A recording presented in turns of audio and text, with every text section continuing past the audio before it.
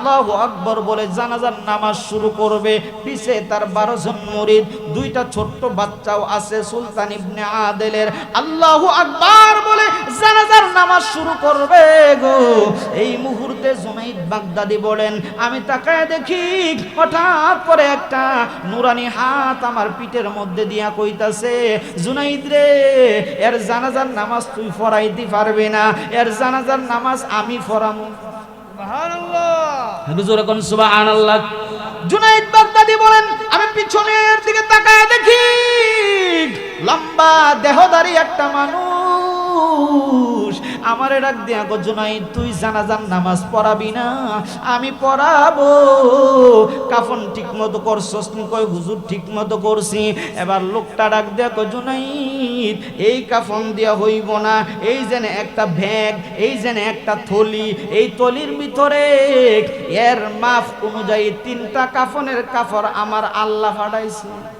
কাফন দাফন শেষ হইয়া গেছে গো। এই মুহূর্তে ওই লোকটা যখন চলে যায়, জুনাইদ বাগদাদি ডাক দিয়ে কয়, পরিচয় না দিলে ছাড়বো না।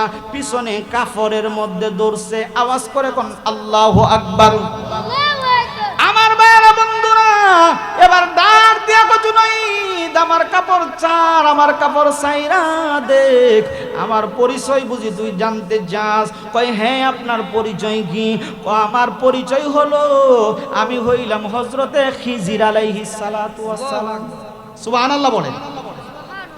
আপনি খিজির নি? কয় হ্যাঁ। আপনার সাথে বেয়াদবি করে ফেলেছি, আপনার কাপড়ের ভিতরে ধরছি। আপনি তো সেই খিজির। মুসা নবী আপনার কাছে 3টা প্রশ্ন করার পরে গো আপনি রাগান্বিত হয়ে চলে আসছিলেন। একজন ওলির কথা আপনাদের সামনে বলি, যার নাম হলো সুলতান ইবনে আদেল রহমাতুল্লাহি আলাইহি। উনি, ও বন্ধুরা আমার, ইয়ামন দেশের একজন ওলি ছিলেন। পাহাড়ের ভিতরে ছোট্ট একটা কুটিরের ঘর বাইন্দা বসবাস করত। আওয়াজ করে বলেন না আল্লাহু আকবার। সুলতান ইবনে আদেল রহমাতুল্লাহি আলাইহি টাকা ছিল না, বাড়ি ছিল না, বড় বড় কোনো জমিদারের সন্তান ছিল না, গরিব একজন মানুষ। ওনার স্ত্রীর কাছে আইসা ডাক দিয়া কয়, স্ত্রী রে, আমি তো একজন গরিব মানুষ, আমাদের 2টা সন্তান আছে, তুমি আসো আর আমি আছি। স্ত্রী, আমি মারা গেলে তুমি আমারে কাফন পরাইবা কি দিয়া? তেমন কাফন পরানোর কাপড় তো আমাদের কাছে তেমন নাই, তুমি আমারে কেমন ভালোবাসো? স্ত্রী ডাক দিয়া কয়, স্বামী, আপনি যখন মারা যাবেন, আপনার কাপড় যদিও না থাকে গো, আমার শাড়ি দিয়া আপনারে 3টা কাপড় বানাইয়া পেঁচাইয়া কবরস্থ করব। আওয়াজ করে কোন আল্লাহু আকবার। তাহলে এই স্ত্রীটা স্বামীরে ভালো কম বাসে না বেশি বাসে? ডাক দিয়া কয়, স্ত্রী, বুঝতে পারলাম তুমি আমারে অনেক ভালোবাসো। আমি মইরা যাওয়ার পরে তোমার শাড়ি দিয়ে আমারে কাফন পরাইতে হইব না। আমার যে জুব্বাটা আছে, জুব্বাটা মাথার দিকে আইনা বাইন্দা লাইবা। পাগুলা যদি উদাম থাকে, পাহাড়ের লতা পাতা দিয়া সুন্দর কইরা দাইকা জানাজার নামাজ পড়াইয়া তারপরে আমারে কাফন দাফন করবা। স্ত্রী ডাক দিয়া কয়, স্বামী, আপনি যদি মারা যান, আপনার জানাজার নামাজের ইমামতি কে করবে? রাতের বেলা স্বামী স্ত্রী বৈশা গল্প করতেছে। এবার স্ত্রীরে ডাক দেয়া কয়, স্ত্রী রে, আমার জানাজার ইমামতি করার জন্য আমার যে ছোট্ট 2টা বাচ্চা আছে, এদেরকে এলাকার মধ্যে পাঠায়া দিবা। মসজিদের ইমাম সাহেবকে খবর দিবা। মসজিদের ইমাম সাহেব যদি না আসে, রাত্রের বেলায় যদি না আসে, আমার লাশটা কি করবা? পাহাড়ের উপরে রাখবা। আর আমার ছোট্ট বাচ্চাটারে আসমানের দিকে ধইরা আল্লাহর দরবারে ডাক দিয়া কইবা, আল্লাহ গো, তোমার গোলাম সুলতান ইবনে আদেল মারা গেছে, তার জানাজার জন্য তুমি ব্যবস্থা করিয়া দাও। এই কথা বলে তোমার কাজ শেষ হয়ে যাবে, বাকি ব্যবস্থা আমার আল্লাহ তাআলা করে দিবে। কোন সুবহানাল্লাহ। বন্ধু বন্ধু বন্ধুরে, ওই রাত্রে সুলতান তার দুইটা বাচ্চারে এলাকার মধ্যে পাঠাইছে। ইমাম সাহেব ডাক দিয়া কয়, এখন চইলা যাও, সকালবেলা ফজরের নামাজের পরে কুয়াশা কাটতে গেলে এলাকার মানুষকে লইয়া তোমার বাবার জানাজার নামাজটা আমরা পড়াইব। এই বাচ্চাগুলো আইসা তার মারে যখন এই কথা বলছে, এবার স্ত্রীটা কি করলো, স্বামী যে শিখায় দিয়ে গেছে, ছোট্ট বাচ্চাটারে আসমানের দিকে দইরা তুলছে, তুইলা ডাক দিয়া কো, আল্লাহ গো, আমার স্বামীটা মারা গেছে, এই বাচ্চাটা এতিম হয়ে গেছে, এই বাচ্চাটার এতিম বাচ্চাটার বাবার জানাজার জন্য তুমি একটা ব্যবস্থা কইরা দাও, আমার কাজ শেষ। জুড়ে কোন আল্লাহু আকবার। খারাপ লাগতেছে আপনাদের? আমার ভাইরা, বন্ধুরা, বাবাজিরা, ইয়ামানের জমিনে লাশটা পড়ে রইছে, গোসল দেওয়ার মানুষ নাই, জানাজা পড়ানোর মানুষ নাই। ওই দিক দিয়া বাগদাদের জমিনে আল্লাহর ওলি জুনাইদ বাগদাদির কাছে দরজার মধ্যে নক কইরা বলে, জুনাইদ বাড়িতে আসনি, দরজাটা খুলবানি? জুনাইদ বাগদাদি কয়, আমি দরজাটা খুললাম, দরজাটা খুইলা দেখি একটা মানুষ আমার সামনে হাজির। এত সুন্দর চেহারার মানুষ কোনোদিন দেখি নাই। ডাক দিয়া কয়, কেন আসছেন? জুনাইদ, ইয়ামানের জমিনে আল্লাহর একজন বান্দা সুলতান ইবনে আদেল মারা গেছে। আল্লাহ তাআলা বলেছে, ইয়ামন দেশ থেকে যাইয়া তুমি বাগদাদের জমিন তাইকা যাইয়া ইয়ামনের ভিতরে তার জানাজার নামাজটা পড়ানোর জন্য। হুজুরে কন্যা সুবহানাল্লাহ। জুনাইদ বাগদাদি রাহমাতুল্লাহি আলাইহি বলে, এখান থেকে ইয়ামানের জমিন প্রায় ২৫০০ মাইল হবে, ২০০০ মাইল হবে। এত দূরে আমি মুহূর্তের ভিতরে কেমনে যাইব? এবার ডাক দিয়া কয়, যে আয়েশা খবর দিছে তারে ডাক দিয়া কয়, তোমারে যদি আল্লাহ পাঠায় থাকে আল্লাহর কাছে বলো না বাইপাস কোন রুট আছে কিনা, আমি যাতে যাইতে পারি। আওয়াজ করে কোন আল্লাহু আকবার। ওই ফেরেশতারে আল্লাহ ডাক দিয়া কয়, জুনাইদের জন্য বাইপাস একটা রুটের ব্যবস্থা কইরা দে। একটা কাজ কর, আমার বন্ধু সুলতান ইবনে আদেল রে যেখানে শুয়ে রাখছে, লাশটার নিচ থেকে এক মুষ্টি মাটি নিয়া তুই কি করবে, জুনাইদ বাগদাদির কাছে দিবি। জুনাইদ বাগদাদি এই এক মুষ্টি মাটি জমিনের মধ্যে ফালাইয়া তার ভক্তদেরকে লইয়া সেজদা দিতে দেরি হইব। ২৫০০ মাইলের রাস্তা আমার আল্লাহ কুদরতি হাত দিয়া মুহূর্তের মধ্যে পৌঁছাইতে দেরি করবে। জোরে কন্যা আল্লাহু আকবার। আল্লাহ পারবে কি পারবে না? এই ক্ষমতা আমার আল্লাহর আছে কি আছে না?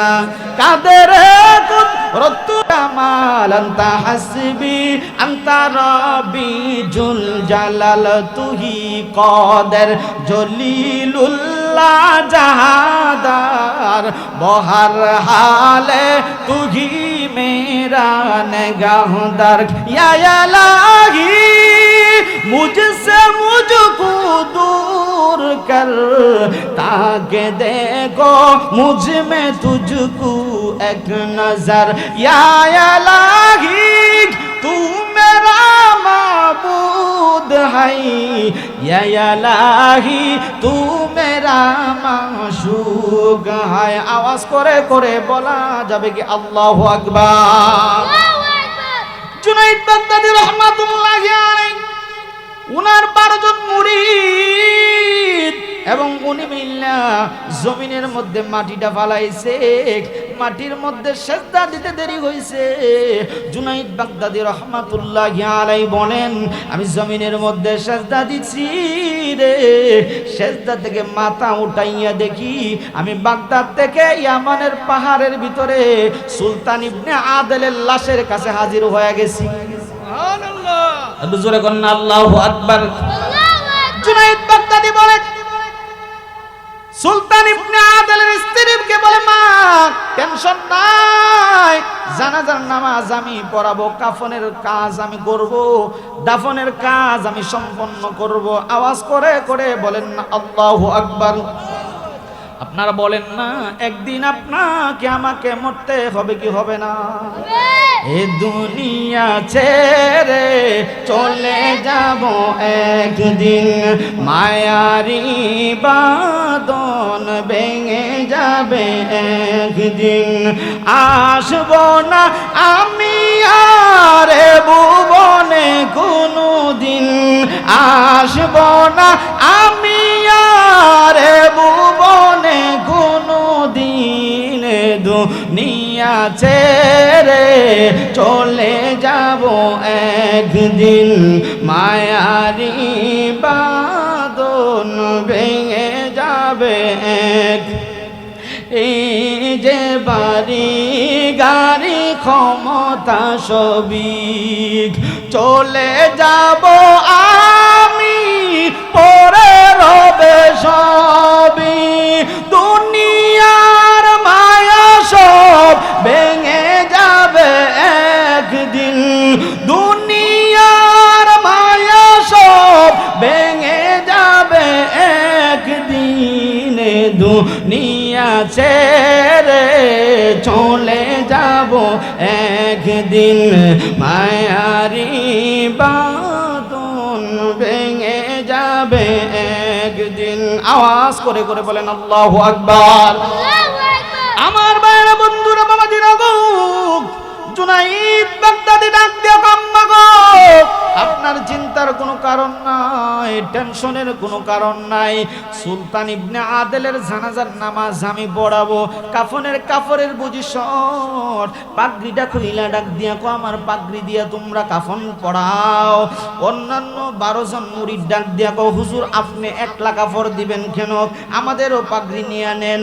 এখন কাপড়ের শর্ট না কাপড় বেশি? ব্যবস্থা কইরা দিছে কেডা? এবার জুনাইদ বাগদাদি ডাক দিয়া কয় 3টা কাপড় হলেই হবে।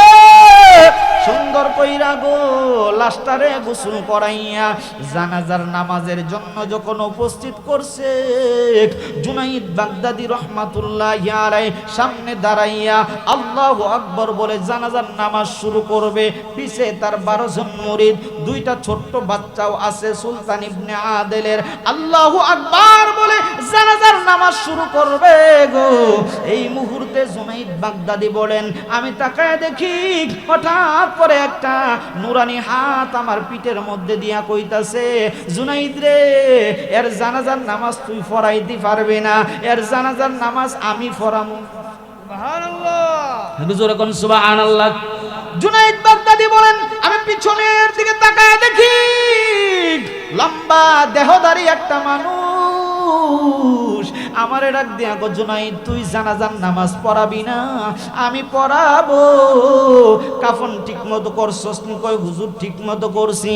এবার লোকটা ডাক দিয়া কো জুনাইদ এই কাফন দিয়া হইব না, এই জেনে একটা ব্যাগ, এই জেনে একটা থলি, এই থলির ভিতরে এর মাপ অনুযায়ী 3টা কাফনের কাপড় আমার আল্লাহ পাঠাইছে। নারে তাকবীর, আল্লাহু আকবার, নারে রিসালাত, ইয়া রাসূলুল্লাহ, নারে গাউসিয়াত, ওলি আল্লাহ যেখানে আমরা যেখানে, নারে তাকবীর, আল্লাহু আকবার। আমার বাবা বন্ধুরা, জুনাইদ বাগদাদি বলে কি বলেন? কয় হ্যাঁ, কয় আপনার পরিচয়টা দেন। কয় এখন আমার পরিচয় দিব না, এই নে কাফনগুলো সুন্দর করে পড়া। ওই কাপড়গুলা খুইলা জুনাইদ বাগদাদি বলেন এমন সুন্দর কাপড় আমার জিন্দেগির ভিতরে কোনোদিন আমি দেখি না। বন্ধুরা রে আমার 3টা কাপড় পরাইলো, জুনাইদ বাগদাদি পিছনে দাঁড়াইলো, ওই লোকটা জানাজার নামাজটা পড়াইলো, তাকবীর গুলা দিল জোরে জোরে আল্লাহু আকবার, সুবহানাল্লাহ, জোরে জোরে তাকবীর দিয়ে জানাজার নামাজ শেষ কইরা লোকটা এবার ডাক দিয়া কো জুনাইদ এই যে নে একটা থলে দিলাম, এই থলের ভিতরে 12,000 স্বর্ণ মুদ্রা আছে। সুবহানাল্লাহ, সুবহানাল্লাহ। জুনাইদ রে এই যে নে এই থলের ভিতরে 12,000 স্বর্ণ মুদ্রা আছে রে। এইটা সুলতান ইবনে আদেলের স্ত্রীর কাছে দিবি এবং বলবি তার দুইটা সন্তান যতদিন দুনিয়ার মধ্যে বাইসা থাকবো, তার স্ত্রী যতদিন দুনিয়ার মধ্যে বাইসা থাকবো রে, তাদের যত বংশধর আইব সবাই মিল্লা যদি এই থলে থেকে এই দিরহামগুলো নিয়া কোনোদিন গনতে মানা করবি, বিসমিল্লাহ বলিয়া এই থলে থেকে দিরহাম নিব রে, মরণ হইয়া যাইব এই থলে থেকে একটা দিরহামও কমবো না। একটু জোরে কোন আল্লাহু আকবার। এবার সুলতান ইবনে আদেলের জানাজার নামাজ শেষ হয়ে গেছে, কাফন দাফন শেষ হইয়া গেছে গো। এই মুহূর্তে ওই লোকটা যখন চলে যায়, জুনাইদ বাগদাদি ডাক দিয়ে কয় পরিচয় না দিলে ছাড়বো না। পিছনে কাফরের মধ্যে দৌড়ছে, আওয়াজ করে কোন আল্লাহু আকবার। আমার ভাইরা বন্ধুরা, এবার ডাক দিয়া কো জুনাইদ আমার কাপড় চার, আমার কাপড় চাইরা দেখ, আমার পরিচয় বুঝি তুই জানতে চাস? কয় হ্যাঁ, আপনার পরিচয় কি? আমার পরিচয় হলো আমি হইলাম হযরতে খিজির আলাইহিস সালাতু ওয়াস সালাম। সুবহানাল্লাহ বলেন। আপনি খিজির নি? কয় হ্যাঁ। আপনার সাথে বেয়াদবি করে ফেলেছি, আপনার কাপড়ের ভিতরে ধরছি, আপনি তো সেই খিজির। মুসা নবী আপনার কাছে তিনটা প্রশ্ন করার পরে গো আপনি রাগান্বিত হয়ে চলে আসছিলেন। আপনি তো মুসা নবীর কাছেও ছিলেন। খিজির কয় হ, ঈসা নবীর কাছেও ছিলাম, আমাদের নবীর কাছেও ছিলাম। খিজির ডাক দিয়া কয় তাহলে আমি এবার চলে যাই। এবার জুনাইদ বাগদাদি রাহমাতুল্লাহি আলাইহি ডাক দিয়া কয় আপনি চলে যাইবেন, কোনো দুঃখ নাই, তবে আপনার কাছে আমার একটা প্রশ্ন। কই কি প্রশ্ন? আমরা কয়েকজন মানুষ জানাজার নামাজ পড়লাম পিছনে, আপনি এত জোরে জোরে কেন তাকবীর দিলেন? বিষয়টা বোধগম্য হচ্ছে না। হযরতে খিজিরে ডাক দিয়া কয় জুনাইদ রে, এখনো তোর অন্তরের চক্ষু খুলে নাই। তুই মনে করছস তো 12 জন মুরিদ বুঝি পিছনে নামাজ পড়ছে, ছোট্ট দুইটা বাচ্চা বুঝি পিছনে নামাজ পড়ছে? এ জুনাইদ শুন, আমাদের পিছনে আল্লাহর 12 লক্ষ রহমতের ফেরেশতা জানাজার মধ্যে অংশগ্রহণ করছে। বলেন না আল্লাহু আকবার। জুনাইদ বাগদাদি রাহমাতুল্লাহি আলাইহি বলেন কি বলেন? কয় হ্যাঁ, 12 লক্ষ ফেরেশতা আমাদের পিছনে জানাজার নামাজের ভিতরে আল্লাহ তাআলা 12 লক্ষ রহমতের ফেরেশতা পাঠাইয়া এই পাগলার জানাজার নামাজটারে দামি বানায়া দিছে। জোরে কোন সুবহানাল্লাহ।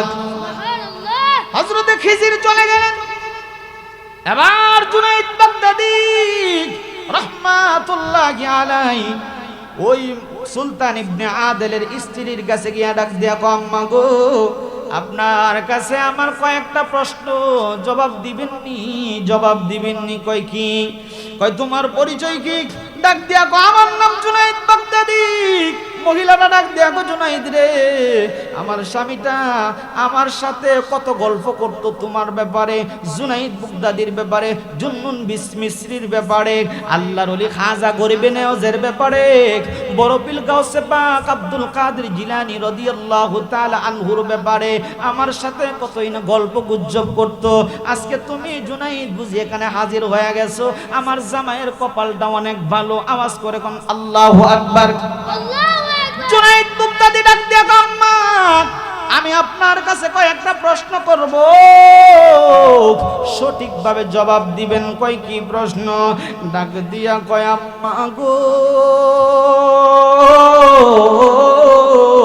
ও সুলতান ইবনে আদেলের স্ত্রী, আপনি বলবেন নি আপনার স্বামীর চরিত্রটা কেমন ছিল? আওয়াজ করে কোন আল্লাহু আকবার। সুলতান ইবনে আদেলের স্ত্রী ডাক দিয়া কয় জুনাইদ, আমার স্বামীর কয়েকটা কাজ আমি 12 বছর জিন্দেগিতে দেখছি। আমার 12 বছর হয়েছে, বিয়া হয়েছে রে।